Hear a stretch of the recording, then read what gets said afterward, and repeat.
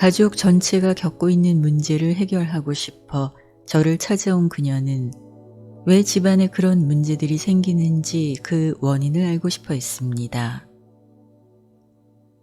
그녀가 저를 찾아온 그 당시에 그녀의 가족들은 밤만 되면 악몽을 꾸고 가끔은 집안에 서늘한 기운이 느껴지면서 이상한 형체를 보기도 합니다. 그런 일들이 빈번히 생기기 시작하면서 가족들 간의 갈등이 심해지고 싸우는 일이 잦아집니다.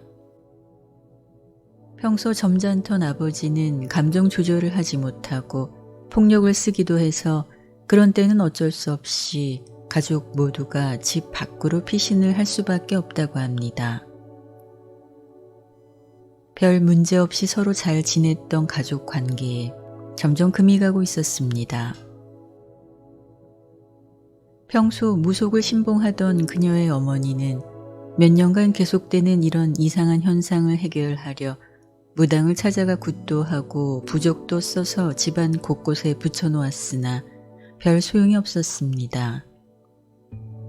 또 다른 무당의 권유로 할아버지의 묘를 이장했지만 집안의 분위기는 전혀 나아지지 않았습니다.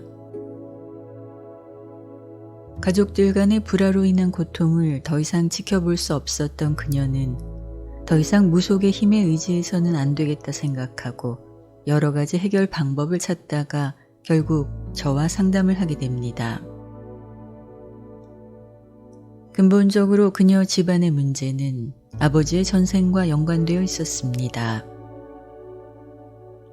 아버지의 전생의 잘못된 선택과 행동의 결과가 이번 생까지 이어져 결국 가족 전체가 어둠의 에너지에 영향을 받고 있었습니다. 그런 상황에서 무속의 힘을 빌었으니 기름 부은 곳에 불을 붙인 것과 같았지요. 저는 그녀 집안에서 일어나는 일들이 어디서 기인했는지 그 원인에 대해 설명해 준 후 그 상황을 해결할 수 있도록 그녀에게 다음과 같은 조언을 했습니다. 당신 집안의 어둠의 에너지들은 내면의 신성의 빛에 의해 모두 사라지게 할 수 있습니다. 어둠의 에너지들은 신성의 빛이 있는 곳에는 머무를 수 없으며 힘을 쓰지 못합니다. 그리고 그렇게 문제를 해결할 수 있는 사람은 당신밖에 없습니다. 처음에 그녀는 제 말을 이해하지 못했습니다. 대학 진학이나 직장을 구하는 일, 남자친구를 선택하는 것조차 언제나 무당의 조언을 따랐던 그녀이기에 신성에 대한 개념조차 없었고 빛을 깨운다는 것이 무엇인지 감을 잡지 못했습니다. 하지만 어머니의 영향으로 무속에 대한 믿음이 자연스러웠던 그녀에게는 가족에 대한 사랑과 더불어 의미 있는 삶을 살고 싶다는 갈망이 있었습니다. 그리고 어떻게 사는 것이 옳은 것인지를 알고 싶은 진리에 대한 마음과 함께 제 말을 믿음으로 받아들이는 순수함으로 그녀는 신성의 빛을 깨우는 의식 작업들을 제 도움을 받으면서 꾸준히 해나가기 시작합니다. 내면의 빛을 깨우는 작업이란 자신을 알아나가는 과정을 통해 삶에서 무엇이 참되고 가치 있는 것인지를 깨닫고 그 알을 통해 어떤 신념과 믿음으로 살아야 하는지 스스로 찾아 나가는 과정입니다. 그녀는 우선 자신 집안의 문제가 어디서 비롯되었는지 그 원인을 알게 되었고 누군가 잘못된 행동을 한다면 우주의 원리가 그 사람으로 하여금 그 결과를 반드시 겪게 해 결국 올바른 삶을 추구하도록 인간의 삶을 이끈다는 것을 배웠습니다. 그리고 인간의 삶 전반에 진리라는 신의 뜻이 작용한다는 것을 배웠습니다. 삶은 각 사람의 성장을 목적으로 자신의 성장에 필요한 체험을 하도록 신이 인도하고 있다는 것을 알게 되면서 자신의 삶에서 일어나는 일에 저항하지 않고 감사의 마음으로 수용하려고 그녀는 언제나 노력합니다. 또한 삶에서 어려운 일이 생길 때마다 자신 내면에 신성이 함께 하고 계심을 의식하면서 하나님께 의지하고 그 문제를 잘 해결할 수 있는 힘과 지혜를 달라고 기도합니다. 이 모든 배움과 깨침의 과정을 통해 그녀는 서서히 자신 내면에 빛이 있음을 자각하고 그 빛을 스스로 깨우기 시작합니다. 그리고 그녀의 삶 전반에 걸쳐서 변화가 일어납니다. 돈을 벌기 위해 어쩔 수 없이 할 수밖에 없었던 일을 정리하고 지금은 자신감을 가지고 새로운 일에 도전하고 있습니다. 그리고 힘들었던 인간관계에서도 자유로워지고 있습니다.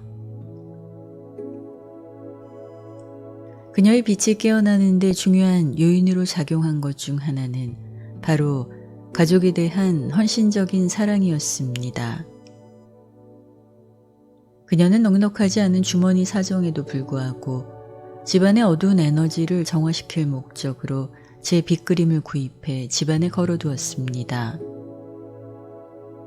그리고 아버지의 빙의 증상을 치유해드리고 싶어 저에게 개인 치유 그림을 부탁해 아버지 방에 걸어두고 아버지가 저와 상담을 받을 수 있도록 설득했습니다. 이와 같은 그녀의 가족에 대한 사랑과 노력으로 집안 전체의 분위기가 서서히 바뀌기 시작합니다. 가족들이 악몽을 꾸는 횟수가 점점 줄어들더니 꿈속에 나타난 어둠의 존재들은 점점 힘을 잃어가기 시작합니다. 지금은 가족들을 힘들게 했던 모든 현상들이 사라지고 가족 관계도 전보다 더 좋아졌습니다. 결국 그녀가 자신의 빛을 깨우는 작업을 통해 집안 전체의 분위기를 바꿔놓으면서 스스로 문제를 해결한 것입니다. 그녀는 무속에 대한 믿음을 내려놓고 신성에 대한 믿음으로 집안의 문제를 해결했습니다. 저는 누구에게나 신에 대한 믿음의 중요성을 강조합니다. 그 믿음은 교회를 나가고 특정 종교의 교리를 따르는 것과 전혀 상관이 없습니다. 종교의 형식에 상관없이 인간이 살고 있는 광활한 우주를 창조한 분은 유일신 하나님이며 그가 보이지 않게 모든 인간의 생명과 삶을 관장하고 있기 때문입니다. 신에 대한 믿음을 갖는다는 것은 신이 언제나 나를 올바른 길로 인도하며 어려운 일이 닥치더라도 그 문제를 해결할 힘과 지혜를 주심을 믿고 따르는 것입니다. 그런 믿음이 있어야 신 또한 당신을 제대로 도울 수 있습니다.